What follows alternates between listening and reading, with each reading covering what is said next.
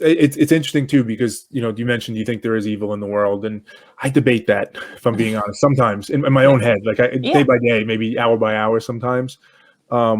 Because I'll tie it back to a point which I also agree with you on, which is the idea of not only should we be compassionate with ourselves and forgive ourselves, but we should understand that other people are just like us, and they have their own issues they're working through, and they're misguided in whatever way. Does that apply to people that may be evil, or do you think they kind of sit outside of that in some different way?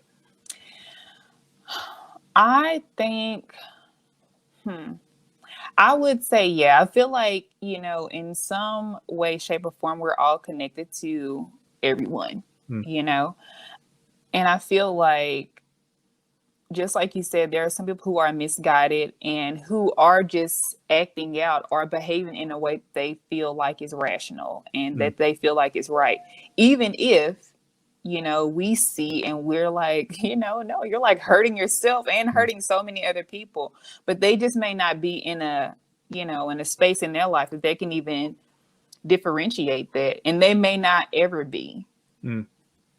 Yeah, yeah. I think that's very, very true. And as with all this stuff, it's a tricky thing to navigate. It's so Yes. nuanced and complex, and it's tricky because we naturally, and makes sense, we all want things to be simple. We just want Right. it to be clean. That's bad. That's good. This is what I Yeah, should do. This is what I should do. Everything exactly. makes perfect sense. And I feel like so much of this is rooted in the fact that it's so confusing, Yeah, and it it's so is. hard, and it's so unclear. And that's probably the biggest challenge. Right. But I will say that I do believe just as we make a choice to try to, improve and to get to this point of, I want to be the best Sherry that I want to be. Mm. I do believe that some people do choose not to do that. Mm. I do believe that that's an active choice as well. Why do you think they would make that choice?